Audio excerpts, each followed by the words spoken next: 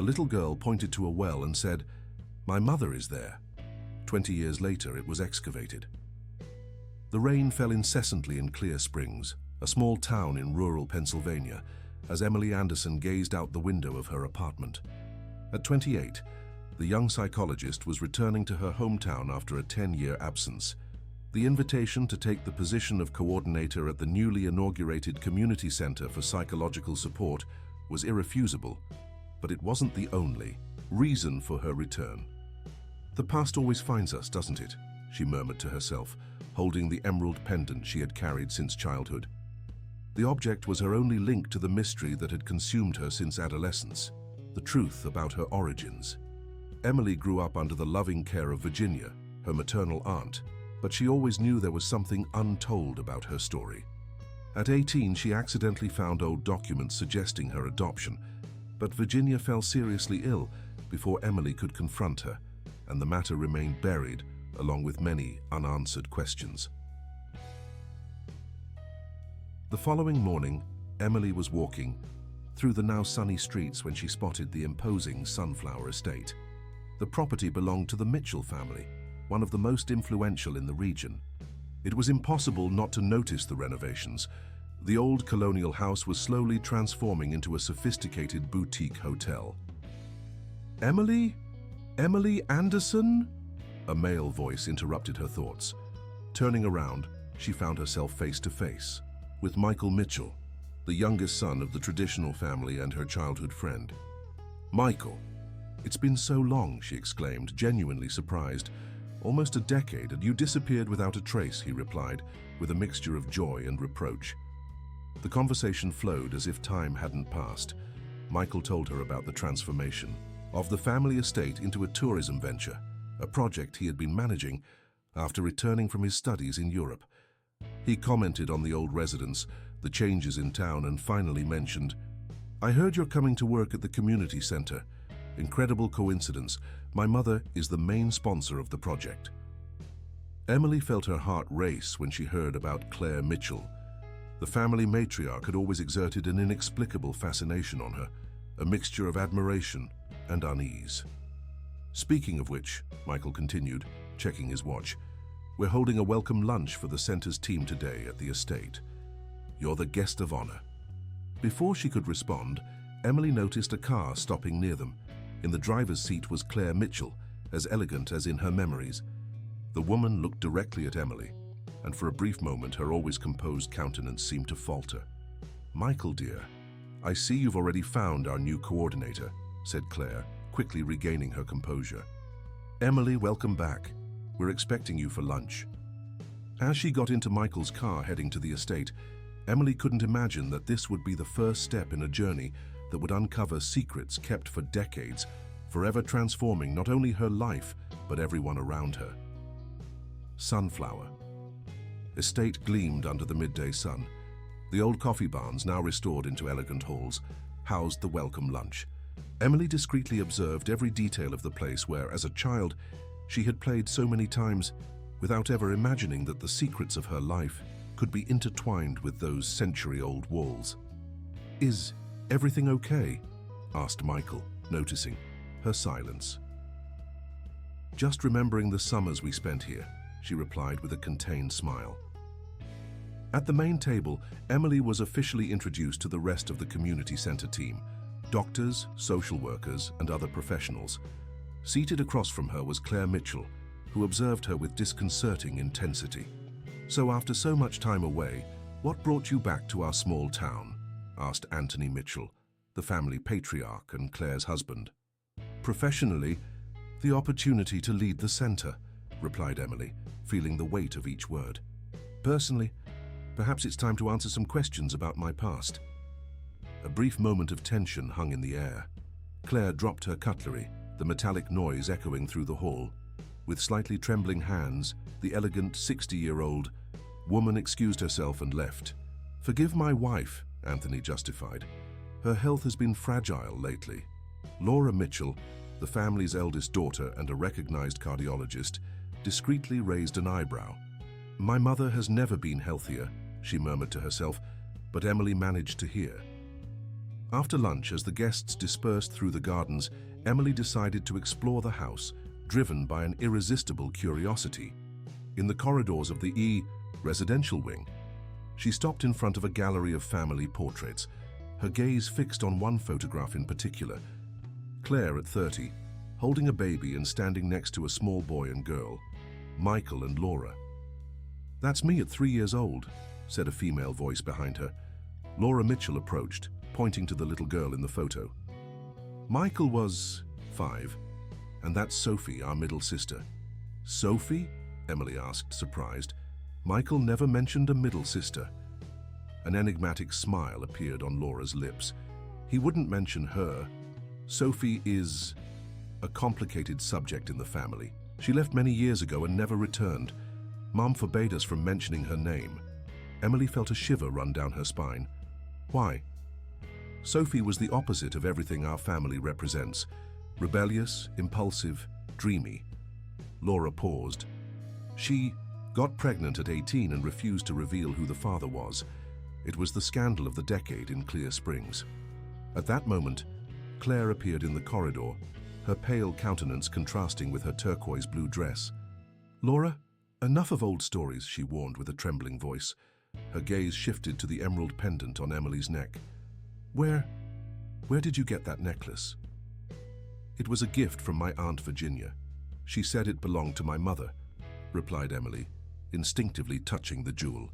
Claire approached, extending her hand as if wanting to touch the pendant, but recoiled at the last moment. "I need to rest," she said abruptly, leaving with hurried steps. Laura watched her mother leave and turned to Emily. That was strange, even by her standards. Emily silently agreed, feeling that she had just stumbled upon the tip of a deeply buried secret. In the pocket of her blazer, her cell phone vibrated. It was a message from an unknown number. "You shouldn't have come back. Some truths are better left in the past." The anonymous message troubled Emily all night. With the dawn still dark, she decided to walk through town, hoping the fresh air would clear her thoughts. Without realizing it, her steps led her to the old municipal cemetery. There, among modest graves and more sumptuous ones, was the tomb of the Anderson family. Emily placed flowers on Virginia's grave, her aunt who had passed away 5 years. "I'd go." "You took many secrets with you, didn't you?" she whispered, caressing the cold marble. "Dawn has always been conducive to conversations with the absent," said an elderly voice behind her. Emily turned around, startled. It was Mrs. Zoe Williams, the Mitchells' former housekeeper, known to all as the guardian of the town's stories. At 82, the silver-haired lady still maintained her elegant posture and perceptive gaze. "Your return has stirred the still waters of our town, child," continued Zoe, approaching with the aid of a walking stick, "especially at Sunflower Estate." "Why do you say that?" asked Emily, intrigued. "I saw how Claire looked at you yesterday, the same look of someone seeing a ghost." The elderly woman pointed to the pendant. "That emerald, it belonged to Sophie Mitchell." Emily felt her heart accelerate. "How do you know that?" "I was the one who helped Sophie escape 29 years ago with the newborn baby in her arms," revealed Zoe, her voice almost a whisper. "A baby girl." The world seemed to spin around Emily. "Are you suggesting that—" "I'm not suggesting anything, just telling facts." Sophie entrusted the baby to her younger sister, Virginia Anderson, before leaving forever. She also left that pendant so that one day her daughter would know who she was. But that would mean that— Emily couldn't complete the sentence. "That you are the daughter of Sophie Mitchell and the granddaughter of Claire and Anthony," concluded Zoe. "A Mitchell by blood, raised as an Anderson." Emily leaned on a nearby headstone, feeling her legs weaken. Why did Virginia never tell me? "Promises made in desperate moments have the force of sacred oaths," replied the elderly woman. "Virginia promised Sophie that she would keep the secret until you turned 30. But why did Sophie leave? Why did she abandon her own daughter?" Zoe's face hardened. Sophie never abandoned anyone. She was removed, against her will. Before Emily could ask more questions, the elderly woman's cell phone rang. After a brief conversation, Zoe put the device away. "I need to go. Laura Mitchell is looking for me."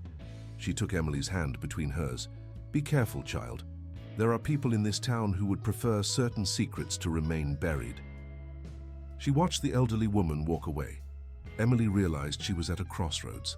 She could leave again, leaving the past untouched, or dive into the search for truth regardless of the consequences. Determined, she headed to the municipal registry office as soon as it opened. The clerk, an elderly gentleman who knew everyone in town, reluctantly handed her her original birth certificate. The document confirmed it. She was the daughter of Sophie Mitchell, father not declared. As she left the registry, Emily spotted Michael's car parking. He got out hurriedly and walked toward her. "I've been looking for you everywhere," he said, visibly concerned. "My mother fell ill during the night. Before being sedated, she repeated your name several times." Emily discreetly put the certificate in her purse. "Michael, I need to tell you something important." "What could be so important right now?" he asked, impatient.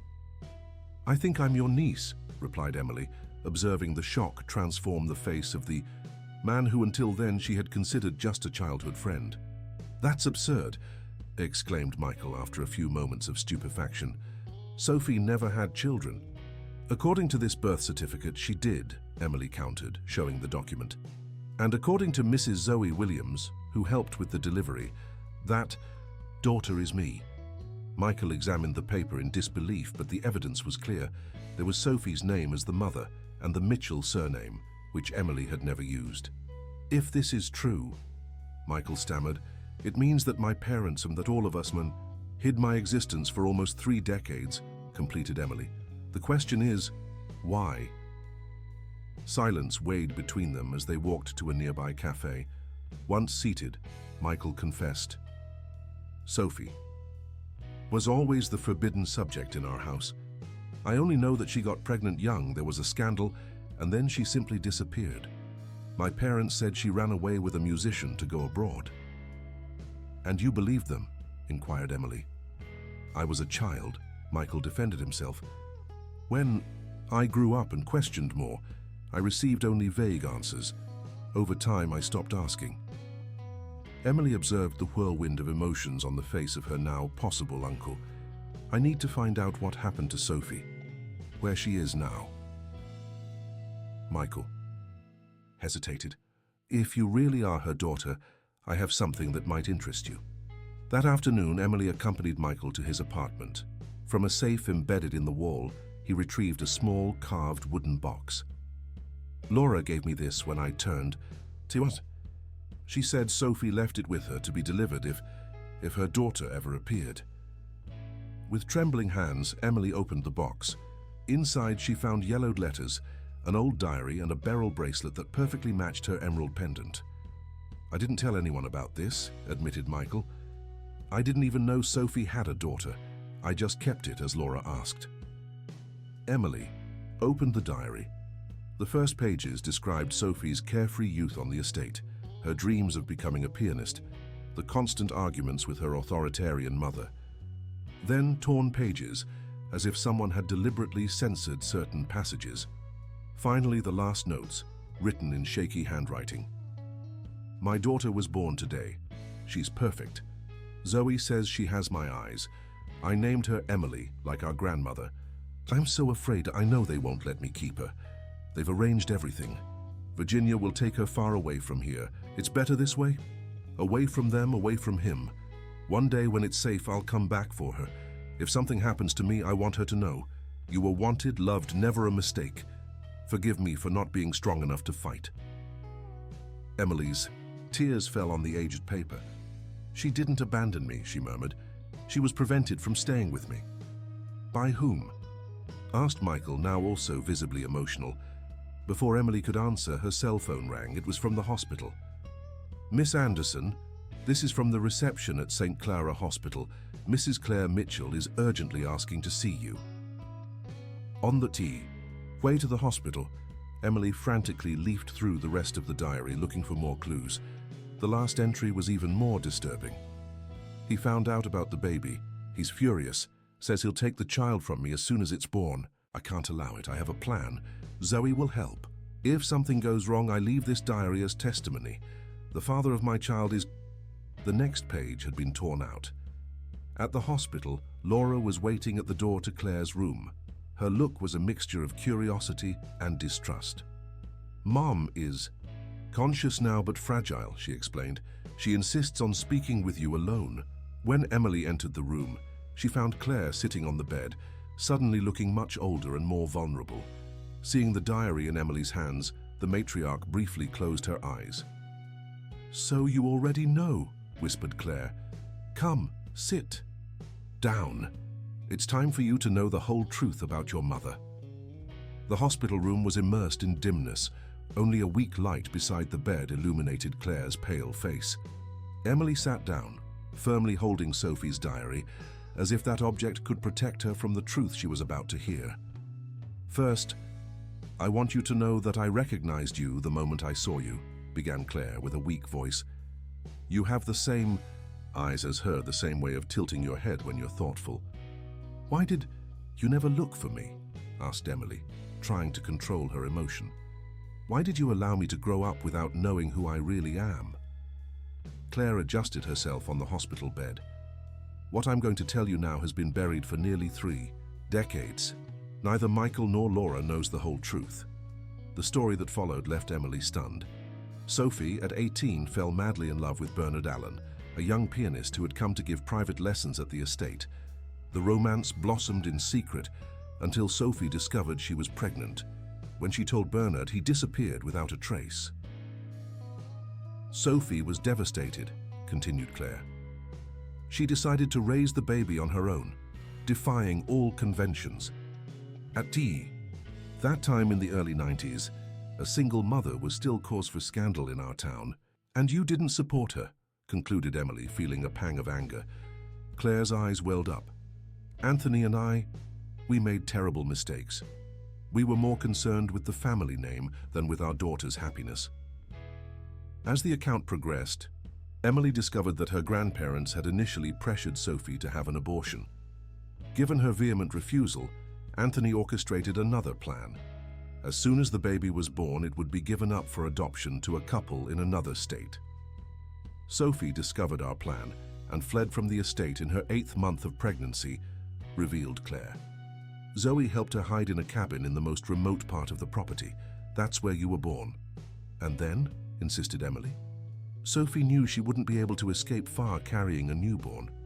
She contacted your Aunt Virginia, my sister-in-law, with whom she always had a close relationship.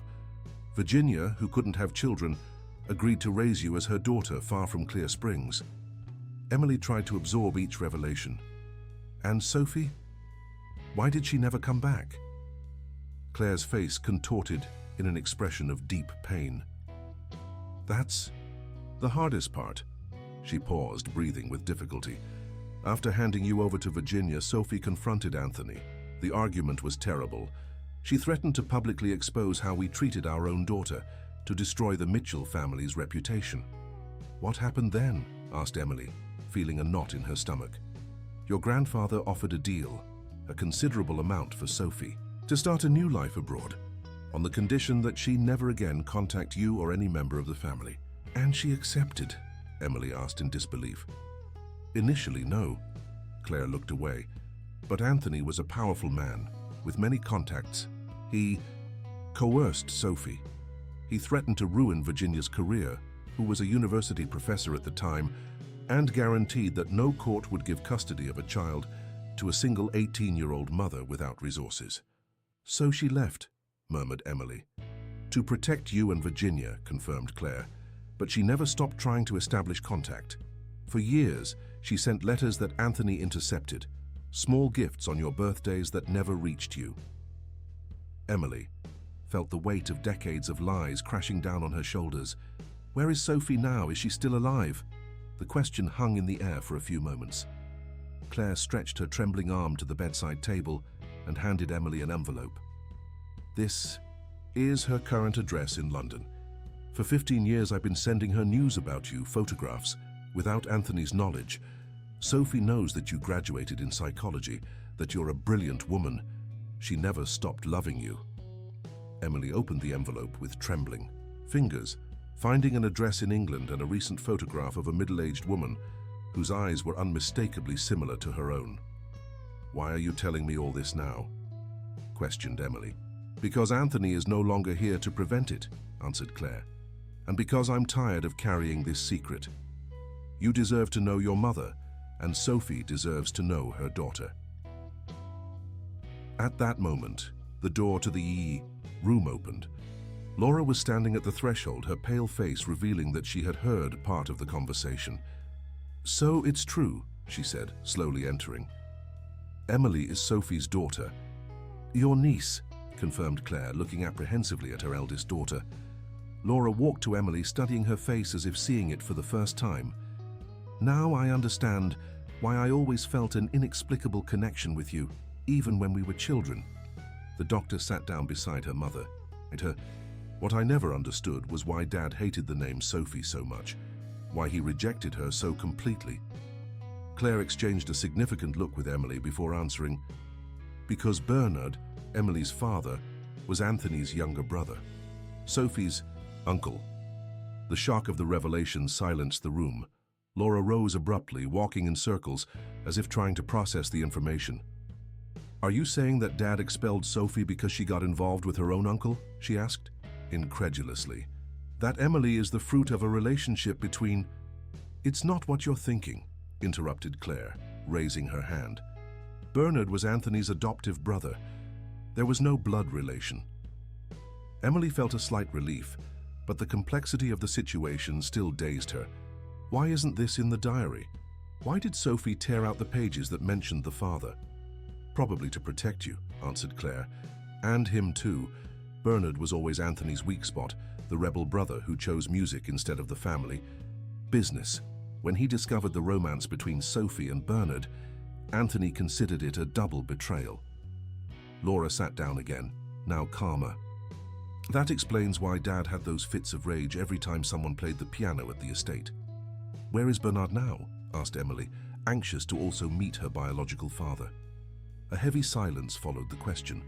Claire and Laura exchanged glances. "No one knows for sure," finally answered Claire. "After Anthony confronted him about Sophie's pregnancy, Bernard disappeared. Some say he went abroad, others that he changed his identity and remained in the US." Emily absorbed each word, trying to reconstruct a 3-decade-old puzzle. "I need to find them, both." Laura gently squeezed Emily's hand. "I'll help you. I have some contacts that can facilitate your search." At that moment, Michael entered the room, his countenance concerned. "Did something happen? They said you've been here for almost 2 hours." Claire cleared her throat. "Michael, sit down. There's something important that you need to know too." In the following hours, the entire story was shared with Michael, who oscillated between indignation at his father's manipulation and excitement at recovering a niece and, potentially, a lost sister. It was already night when Emily left the hospital. On the sidewalk, she found Mrs. Zoe Williams patiently waiting. "How did you know I would be here?" asked Emily. The elderly woman smiled. "In this town, even the walls have ears. Besides, it was time for the truth to come to light." Walking side by side, Zoe revealed another part of the story.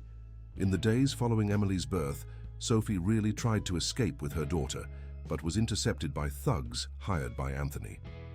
That's when she realized that the only way to protect you was to hand you over to Virginia, explained Zoe. "Sophie extracted a promise from your aunt that she would tell the whole truth when you turned 30. Virginia passed away before that," Emily noted sadly. "Yes, but not without seeking me out first," replied the elderly woman, taking an old flash drive from her pocket. "Here are videos that your aunt recorded for you. She knew she was ill and wanted to ensure that even absent, she could fulfill her promise. Emily received the object as if it were an inestimable treasure.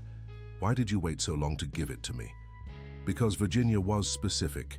I should only give you this when you return to Clear Springs of your own will. She believed that when you were ready to face the past, you would return." That night in her apartment, Emily watched the videos.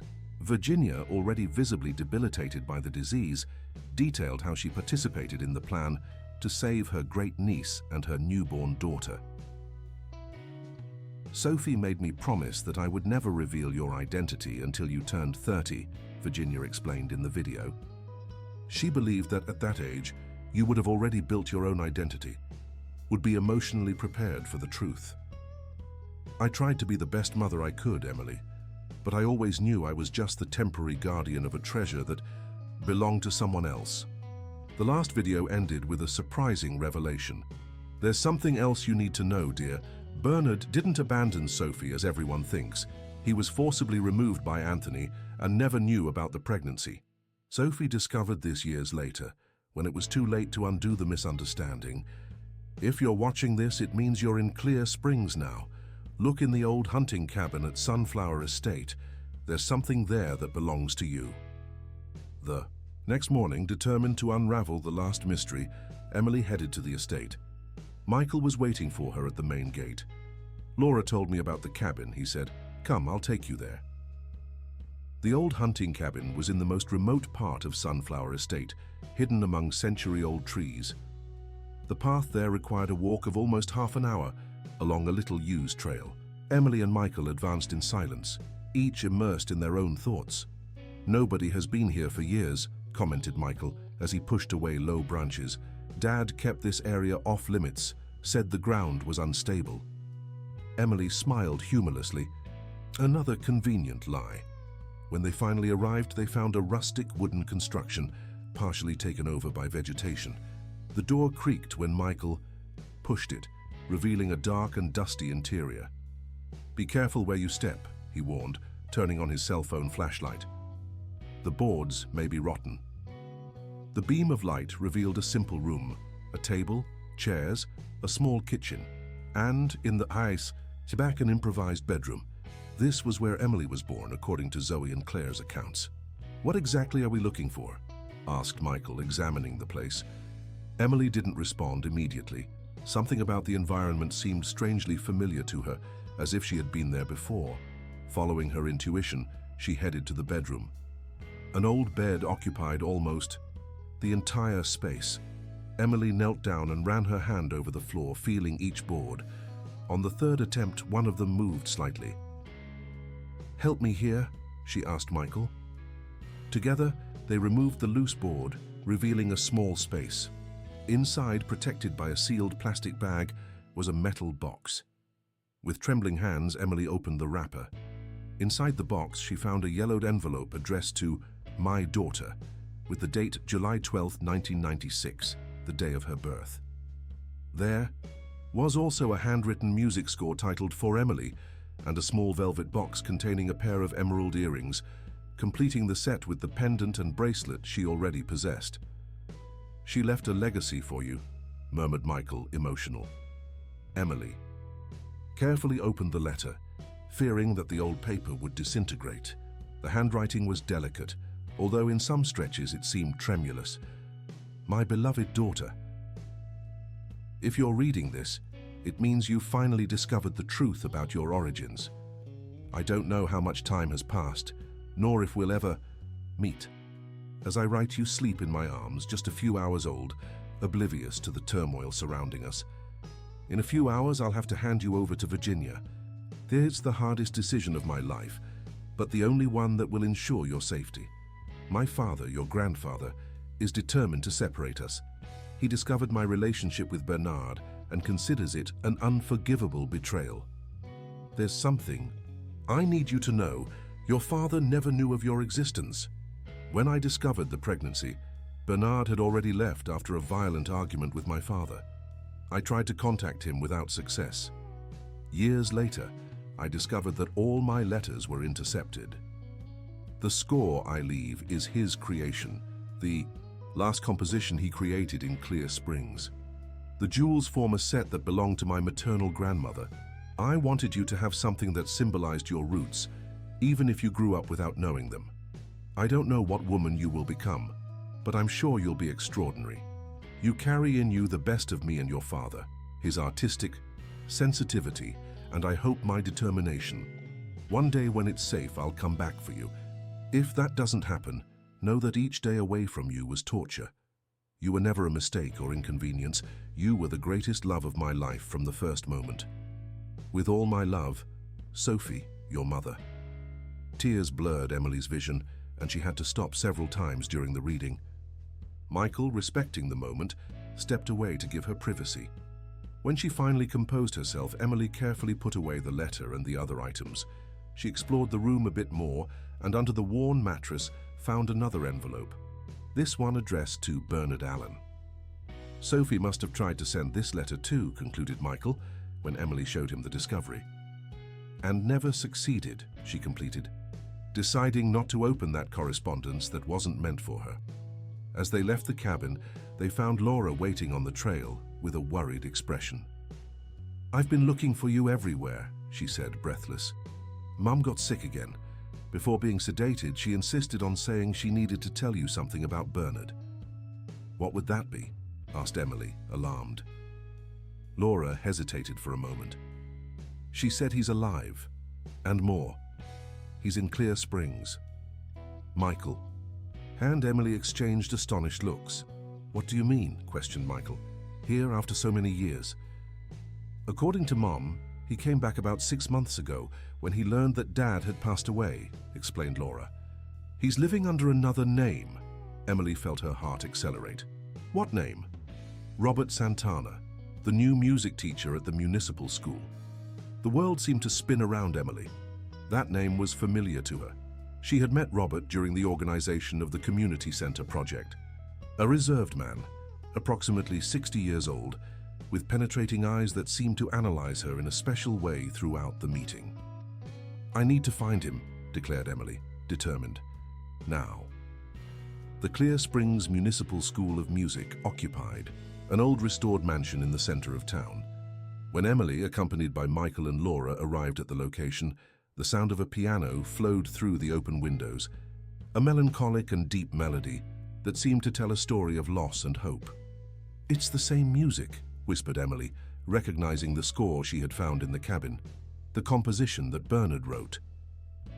The trio silently entered the building, following the sound to a spacious room where a gray-haired man played absorbed, with his back to the door. His body moved in sync with each note, as if the music were an extension of his own being. Emily signaled for Michael and Laura to remain at the entrance and approached alone. When the last note hung in the air, she finally spoke. "It's a beautiful composition. It's called For Emily, isn't it?" The man froze, his hands hovering motionless over the keys. Slowly, he turned to face her. The face marked by time still held traces of classic beauty, and his eyes, identical to Emily's, widened in immediate recognition. "You?" he stammered, rising with difficulty. "How?" "It took me a while to get here," replied Emily with a trembling voice, taking from her purse the letter found in the cabin. "This is for you. Sophie never managed to send it." Bernard Robert received the envelope as if it was something sacred. His fingers caressed the yellowed paper where his name was written in Sophie's handwriting. "You know who I am," he concluded, more a statement than a question. Emily nodded. "I found out a few days ago, partly by chance, partly by the insistence of destiny." A silence loaded with 3 decades of absence hung between them. Finally, the man gathered courage. May I hug you?" In response, Emily stepped forward.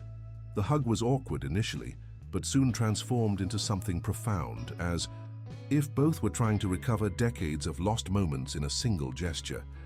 "I didn't know," murmured Bernard, stepping back to wipe away tears. "I swear on my life that I didn't know about you." "Sophie wrote that in the letter," confirmed Emily. "Anthony intercepted all communication between you." Bernard indicated the nearby chairs. When they sat down, Michael and Laura approached timidly, introducing themselves as Bernard's niece and nephew. "This family has a lot to rebuild," commented Laura. In the following hours, Bernard related his version of the story. After the violent argument with Anthony, who accused him of betraying the family's trust by getting involved with Sophie, he left for Chicago, devastated. He tried to make contact several times but never received a response. "Years later, I discovered from a former employee of the estate that Sophie had gone abroad," he continued. "I believed she had moved on, found someone else. The pain was so great that I completely immersed myself in music, traveling around the country with different orchestras. Why did you come back now? Asked Michael. I learned of Anthony's death and felt it was time to make peace with the past, replied Bernard. I never imagined. His voice failed as he looked at Emily. I never imagined that I would find a daughter. And Sophie? Questioned Emily. Do you know she's in London? Bernard shook his head negatively. I have no information about her for decades. That's when Laura intervened. I have an idea. Why don't we organize a benefit concert for the community center? We could invite Sophie. Mom has her contact. Would she come? Asked Emily, hopeful. If she knew you would be there, I'm sure she would, replied Laura. But maybe it's better not to reveal everything. Let the reunion happen naturally. Michael enthusiastically agreed. I can use the Sunflower Estate contacts to sponsor the event. We'll make it something worthy. And I could play, offered Bernard, a new gleam illuminating his gaze, including this piece, For Emily. The following week, preparations were in full swing. The old municipal theatre, closed for years, would be reopened especially for the event. Laura, using the close relationship with her mother, managed to have Claire send a special invitation to Sophie in London, mentioning only that the community centre would inaugurate a new wing dedicated to young musicians. The response arrived 3 days later. Sophie would come. The days preceding the event were ones of extreme anxiety for Emily. Knowing her story was one thing. Being face to face with the biological mother she had never known was something completely different. What if she doesn't like me? She asked Bernard during one of the rehearsals. The pianist smiled tenderly. Sophie has kept your portrait in her heart for 29 years. She has loved you since your first breath. When the big day finally arrived, the theatre was packed. All of Clear Springs attended, curious about the benefit event that had gathered the Mitchell family so suddenly. Backstage, Emily waited nervously, wearing the complete set of emerald jewels, pendant, bracelet, and the earrings found in the cabin. In the distance, she spotted an elegant, middle-aged woman being escorted by Claire to the front row. It's her, whispered Laura, holding Emily's hand. Are you ready? Emily took a deep breath. I've waited for this moment all my life, even without knowing it. The municipal theatre shone after the recent renovation. Crystal chandeliers illuminated the ornate ceiling, while the noble wood of the stage gleamed under the directional lights. Every detail had been meticulously prepared for this special night. Backstage, Emily discreetly observed the audience through a small opening in the curtain. Her gaze fixed on the woman in the front row, Sophie, who was conversing serenely with Claire. There was a natural elegance in her movements, a bearing that even 3 decades abroad had not managed to erase from her personality. Are you nervous? Asked Michael, approaching silently. Like never before, admitted Emily. It's strange. I've only known her for a few minutes visually, and already feel an inexplicable connection. Blood ties have that strength, commented Michael, gently squeezing her shoulder. Laura is checking the final details. We'll start in 5 minutes. When Michael moved away, Emily felt a presence behind her. It was Bernard, impeccable in his dark suit, looking equally anxious. She hasn't changed as much as I imagined, he commented, peeping through the same opening in the curtain. She still has that way of slightly tilting her head when she's concentrating. You never saw each other again after? Never, confirmed Bernard with a heavy sigh. This will be the first time in almost 3 decades. I don't even know if she wants to see me. Emily smiled encouragingly. I believe she does. Otherwise, why would she keep the score you composed? Why would she leave me the jewels that complete the set I'm wearing? Before they could continue the conversation, Laura approached hurriedly. We're ready. Mom just made the formal introduction and announced the first presentation. The plan was simple. Bernard would open the event playing some classical pieces. Then, Emily would give a brief speech about the community center and its mission. The climax would come at the end, when Bernard would play for Emily, the original composition that Sophie would immediately recognize. The lights gradually dimmed, a respectful silence took over the theater. Bernard took a deep breath and walked to the stage. where a magnificent grand piano awaited him. The applause was polite, as few in town knew Robert Santana beyond his recent role as a teacher. The skillful fingers slid over the keys, extracting sounds that seemed to narrate a story of loss and redemption. Emily attentively observed Sophie's reaction. At first, the woman merely appreciated the music with a serene expression. Gradually, however, a subtle restlessness took over her countenance, as if something in her memory was being awakened. At the end of the third piece, it was Emily's moment. With her heart racing, she went up on stage. The spotlights illuminated her as she explained the work of the community center and the importance of community support. Throughout the speech, she avoided looking directly at Sophie, fearing to lose her composure. To conclude this first part, Emily finished, I would like to invite back to the stage Maestro Robert Santana, who will present a very special original composition. Bernard returned to the piano. The silence was absolute when he announced, "This piece, which I composed many years ago, is called For Emily." The first notes echoed through the theater, initially soft, almost hesitant, evolving into a deeply emotional melody. Emily remained, on stage, discreetly positioned beside the piano, where the emerald jewels caught the gleam of the spotlights. In the front row, Sophie brought her hands to her face. Even at a distance, Emily could see silent tears streaming down her cheeks. Beside her, Claire held her hand in a gesture of support and redemption. When the music reached its emotional peak, Emily finally gathered courage and looked directly at Sophie. Their gazes met, identical in color and shape, transmitting in seconds what words would take hours to express. Sophie slowly rose, as if in a trance. Her eyes alternated between the pianist and the young woman beside him, finally, connecting all the pieces of the puzzle. The jewels, the music, the physical features, everything converged to an undeniable truth. The composition ended with delicate notes that seemed to disappear into the air. The theater remained silent for a few moments before exploding into enthusiastic applause. Bernard stood up and, together with Emily, took a bow to the audience. It was at this moment that Sophie began to walk toward the stage, as if attracted by an invisible force. Claire tried to stop her, but soon realized the futility of the gesture.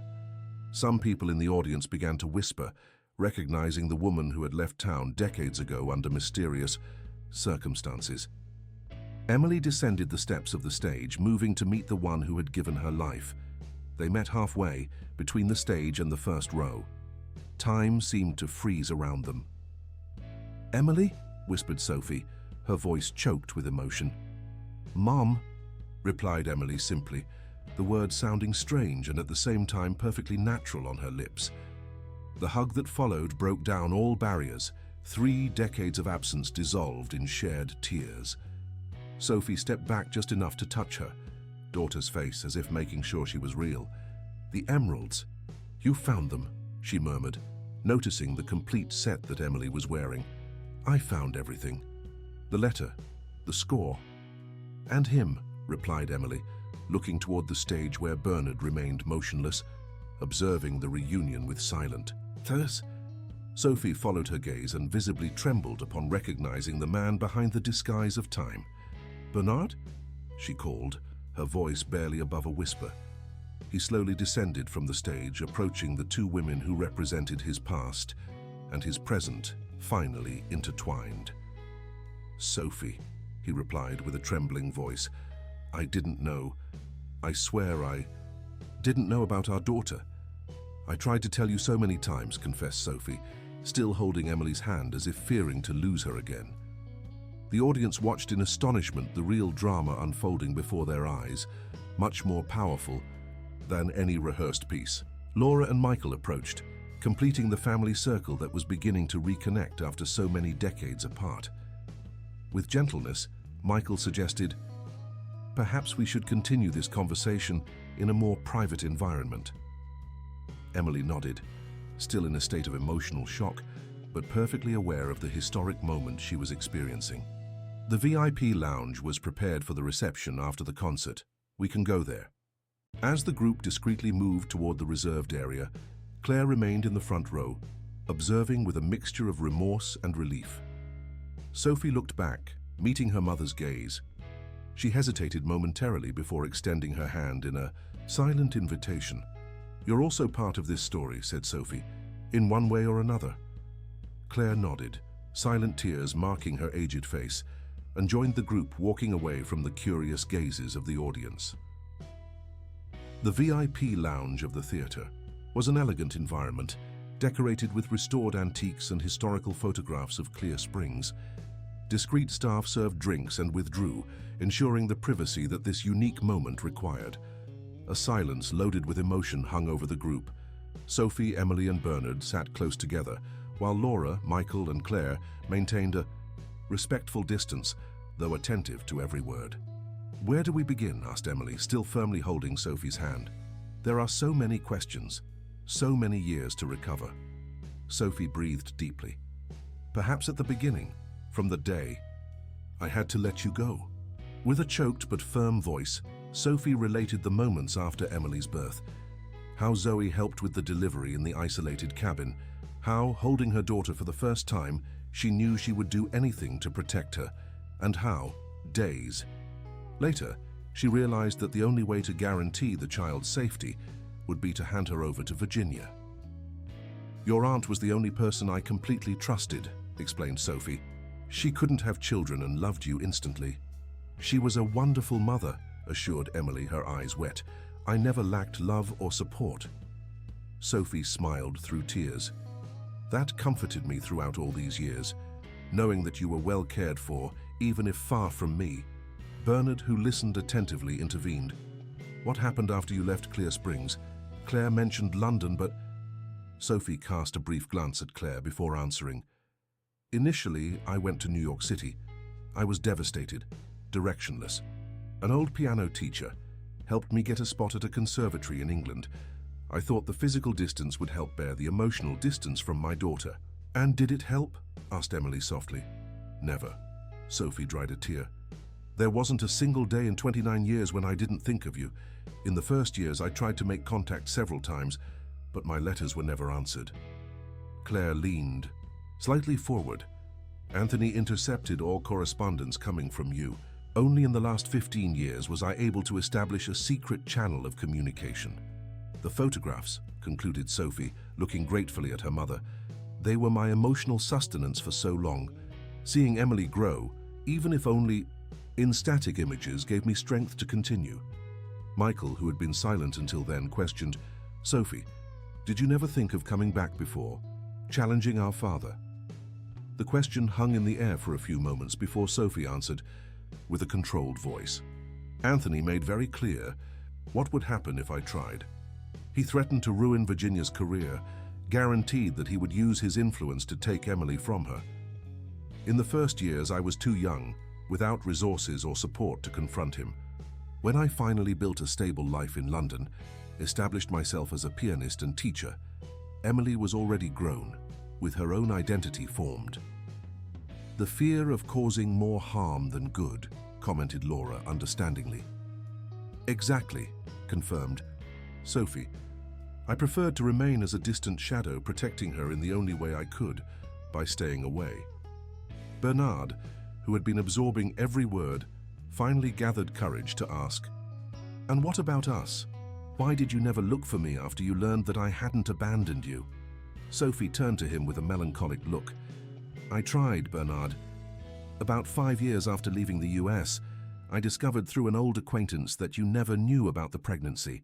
I even hired a private detective who located you in Chicago. I went there." "And what happened?" he asked, leaning anxiously. "You had moved on," replied Sophie softly. "You were married, with an established family. I observed you from afar, leaving a theater with your wife and a small boy. You seemed happy. What right did I have to appear and destroy that harmony?" Bernard visibly paled. "Cecilia and Raphael," he murmured. "My marriage lasted only 6 years. We separated amicably when Raphael was 8 years old. I was never able to completely love another person after you, Sophie." A loaded silence followed that revelation. Emily perceived the weight of choices, made for love, some correct, others perhaps unnecessarily sacrificial. "And now?" she finally asked, looking between her biological parents. What happens from here? Michael stood up, taking the initiative. Now we rebuild what was destroyed.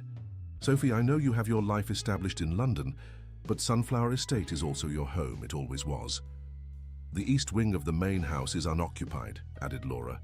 It could be renovated to your taste, becoming your space when you're in the US. Sophie seemed moved by her sibling's offer. You would really accept me back after so long? You never stopped being our sister, affirmed Michael with sincerity. We just grew apart due to circumstances none of us chose. Claire, who had remained relatively quiet, finally spoke with a trembling voice.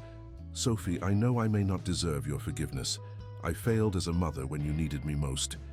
I allowed Anthony to control our lives with his pride and authoritarianism. But if you give me a chance, I would like to try to repair at least part of the damage. Sophie studied her mother's aged face for long moments before responding. I've lost too much time with resentments, Mum. Life is too short and precious for that. Emily observed the family interaction with a growing sense of belonging. For years she had felt like a misplaced piece in a larger puzzle. Now finally she was finding her place. Actually, she intervened, I have a proposal. The community center is developing a music therapy program for children in vulnerable situations. We need an experienced coordinator. Sophie raised her eyebrows in surprise. Are you offering me a job? I'm offering a professional reason to divide your time between London and Clear Springs, smiled Emily. Besides, of course, the obvious personal reason. Bernard, who observed the interaction between mother and daughter with visible emotion, added, and I could collaborate with the project too. After all, we are two pianists in the family.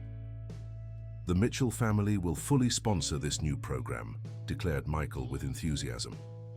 As the group discussed possibilities and future plans, Emily allowed herself a moment of silent reflection. The path that had brought her here had been tortuous and marked by painful separations, but now a road of reconciliations and new discoveries opened before her.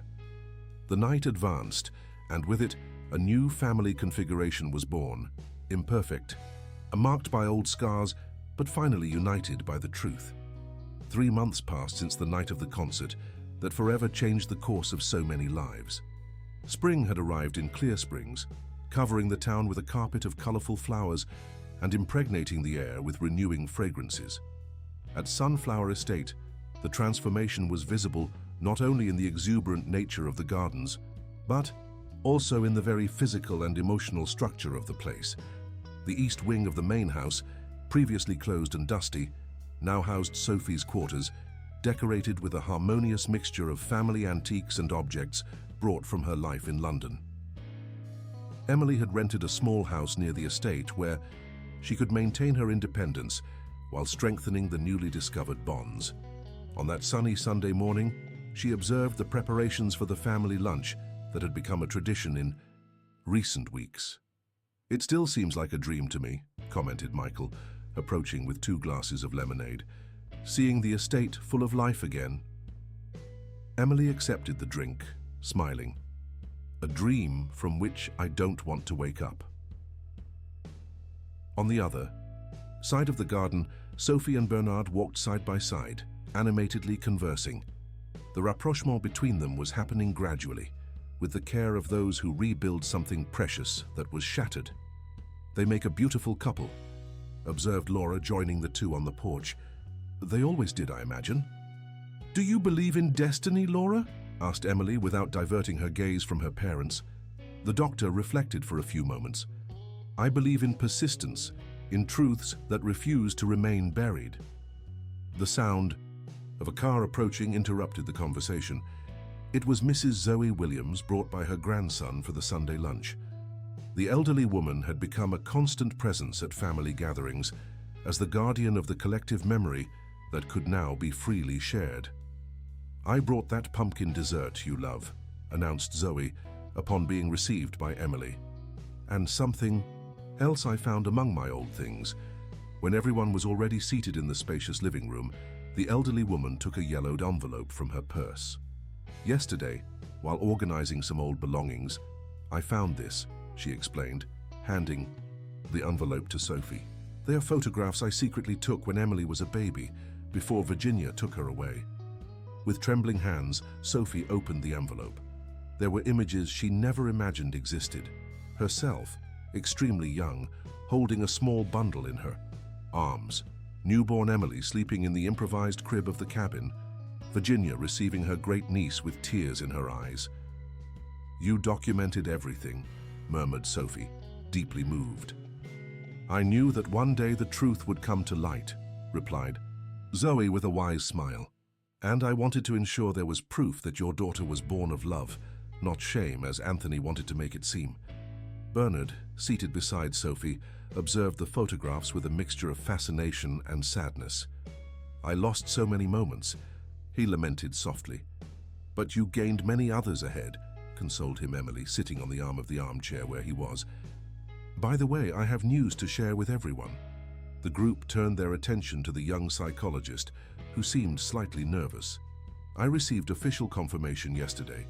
The Ministry of Health approved our proposal to transform the community center into a national pilot project. We're going to expand the music therapy program to 10 neighboring towns." Enthusiastic applause received the news. The project, coordinated by Sophie and with Bernard's active participation, was already showing impressive results with children and adolescents in vulnerable situations. "This means," began Sophie, "that you'll have to decide whether to stay definitively in the US or continue dividing your time with London," completed Emily with a significant smile. Sophie and Bernard exchanged discreet looks. The pianist took the floor. "Actually, we were already discussing this. I received an invitation for a European tour next year and, well, I thought that perhaps Sophie could accompany me." "What about the center?" asked Laura. "It would be just for 3 months," explained Sophie. "Emily is perfectly capable of temporarily assuming the coordination." Emily smiled. "Something tells me there's more to this story than a simple musical tour." Bernard slightly blushed. "Maybe it's an opportunity to reconnect more deeply." Claire, who had been silent until then, manifested with a choked voice, "Life sometimes offers us second chances when we least expect." The matriarch, now visibly more serene since the reconciliation with her daughter, had assumed a discreet but present role in the new family configuration. Her decades of silent complicity with Anthony's authoritarian decisions had left deep marks, but each day of renewed coexistence represented a small step toward redemption. Michael suddenly rose. "I think this is the perfect moment to share another piece of news. The conversion of Sunflower Estate into a boutique hotel has been officially cancelled." "What do you mean?" questioned Laura, surprised. "I realized that the true legacy of the estate is not in its commercial exploitation, but in its role as a home for our family," explained Michael. "I'm even considering transforming part of the property into a cultural center, with emphasis on music and arts." Emily observed the family interactions with a growing warmth in her chest. The journey that had begun with her personal search for identity had ended up triggering a series of positive transformations that extended far beyond her. In the garden, the staff announced that lunch was served. The group headed to the spacious table set up under the century-old trees, where generations of Mitchells had shared meals, some in harmony, others in oppressive silence. Today, however, the environment was one of genuine celebration. The wounds of the past had not completely disappeared. Scars so deep would never entirely vanish. But now they could be recognized, honored, and gradually incorporated into the new story they were writing together. As they savored the meal, Emily noticed Bernard whispering something in Sophie's ear, who smiled timidly in response. There was a renewed complicity between them, as if time, instead of separating them, had only prepared the ground for a more mature and meaningful reunion. "A toast," proposed Laura, raising her glass. "To the truth. However painful its revelation may be, it is always more liberating than the most comfortable of lies." Everyone joined in the toast, crystals tinkling under the spring sun. Emily met Zoe's gaze across the table and smiled in silent gratitude to the woman who had kept the flame of truth alive during decades of imposed silence. As the afternoon progressed, Emily allowed herself a moment of introspection, moving slightly away from the group. From where she stood, she could observe everyone. Sophie and Bernard side by side, rediscovering each other. Laura and Michael, animatedly discussing plans for the cultural center.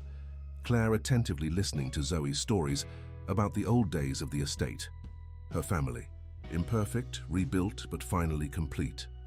The sky of Clear Springs was dawning in shades of pink and gold when Emily arrived at the old hunting cabin.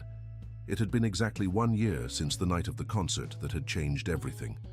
Her year of discoveries, reconnections, and healing.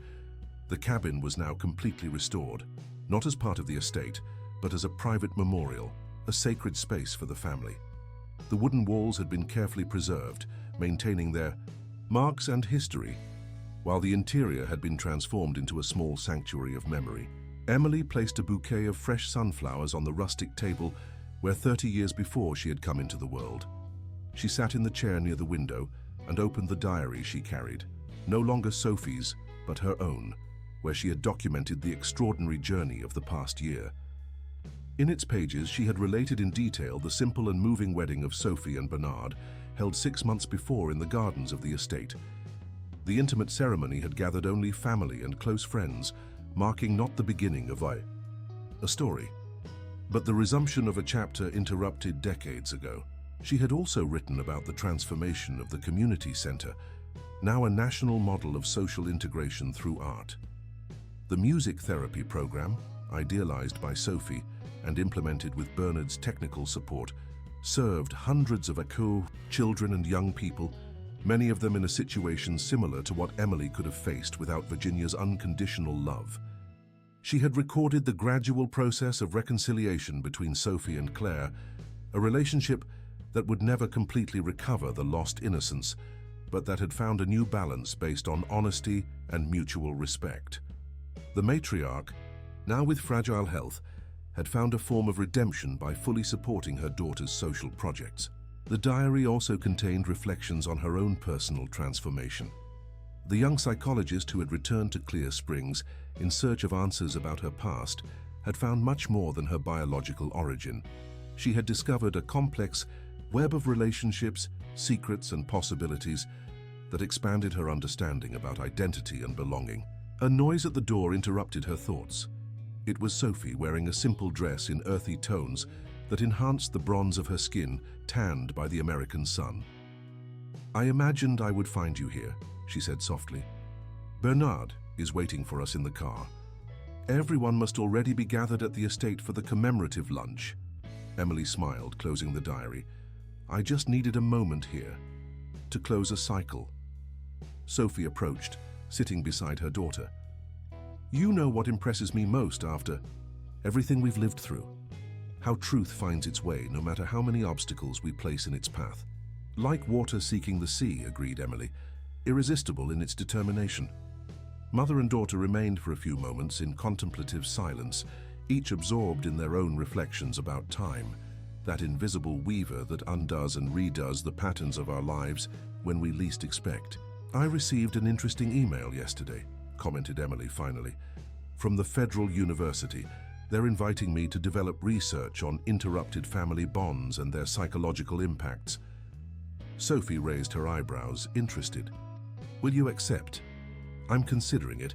It would be a 2-year project involving families that went through experiences similar to ours." Emily made a significant pause. "I thought that perhaps I could transform our story into something that would help others." Transforming pain into purpose. Sophie nodded with approval. "I can't imagine a better destiny for everything we've lived through." Another moment of shared silence, this one lighter, as if the very air around the cabin breathed relieved for now carrying reconciled memories. "There's something else," continued Emily hesitantly. "I met someone, a literature professor at the university.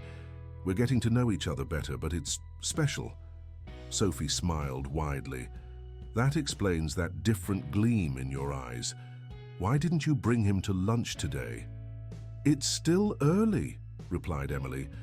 "And to be honest, our family can be somewhat intimidating like this all at once." Both laughed, recognizing the truth of the observation. The Anderson-Mitchell family, with its complex web of relationships and its dense history of secrets, And Revelations certainly wasn't a simple introduction for any newcomer. "When you're ready then," conceded Sophie, standing up and extending her hand to her daughter. "Shall we go?" Bernard composed a new piece for the occasion. It seems his inspiration has really blossomed this past year. Emily accepted the offered hand, carefully putting the diary in her purse. Before leaving, she cast a last look at the interior of the cabin, no longer a place of separation and pain, but a symbol of rebirth. At Sunflower Estate, the commemorative lunch gathered not only the family, but all who had participated in the extraordinary journey of reconciliation. Laura, temporarily assuming the direction of the municipal hospital, animatedly conversed with Michael about his plans to modernize the pediatric wing. Claire, physically more fragile but with a renewed gleam in her gaze, attentively listened to the stories that Zoe told to a group of children from the community center. When Emily and Sophie arrived, Bernard interrupted the melody he was playing at the piano and stood up to receive them. Time had been generous with him, preserving the natural elegance of his movements and the intense gleam of his gaze. "The two women of my life," he declared with an affectionate smile, just in time for the special announcement. "What announcement?" asked Emily, curious. Laura approached, holding a champagne glass. "Maybe it's better for everyone to sit down for this." When the complete group was seated, Michael positioned himself in the center of the hall and made a gesture for everyone to pay attention. "A year ago, we were all gathered at the Municipal Theater, witnessing the beginning of a reconciliation that many believed impossible," he began. "Today we celebrate not only this family reunion, but a new chapter that is beginning." With a theatrical gesture, he unrolled a large architectural plan on the central table. "I present to you the Sophie Mitchell Cultural Institute, which will be built on the lands adjacent to the estate, a space dedicated to music, visual arts, and mainly to the preservation of the effective memory of our community." Enthusiastic applause received the announcement. Sophie, visibly moved, hugged her brother strongly. "The Institute will have a permanent program of scholarships for young talents," continued Michael, "and a research center specifically focused on the documentation of silenced family stories. This last one will be coordinated, if she accepts the invitation, by Dr. Emily Anderson Mitchell." Emily felt her heart accelerate with the mention of her complete name, the official union of her two identities, symbolizing the integration of her fragmented past. "It would be an honor," she replied with a choked voice. Bernard then headed to the piano and began to play a new composition, more complex and rich than for Emily, but clearly derived from the same fundamental themes. The melody perfectly captured the essence of the family journey, moments of deep melancholy intertwined with luminous passages of hope and redemption. As the notes filled the environment, Emily observed the people around her, her expanded family, reconfigured by the power of truth. She noticed how Sophie and Claire sat side by side, no longer separated by the abyss of resentment, how Laura and Michael seemed finally released from the weight of family secrets they didn't even know they were carrying. The truth had brought not only reconciliation, but also possibilities that no one could have imagined a year before. The community center prospered, transforming the lives of dozens of families. Sunflower Estate, once a symbol of stagnant tradition, now pulsed with new ideas and projects. When the music came to an end, Sophie stood up and walked to her daughter, handing her a small velvet box. "This belonged to my grandmother, then to me, and now it's yours," she said softly. Emily opened the box, revealing a delicate emerald ring that completed the set she already possessed. "The set is finally complete," observed Sophie, "just like our family." Emily put on the ring, feeling strangely complete, not because she needed the jewels to define her identity, but because they symbolized a continuity that transcended physical and temporal separations. Outside, the midday sun illuminated the vast fields of Sunflower Estate, where generations had lived, loved, and suffered.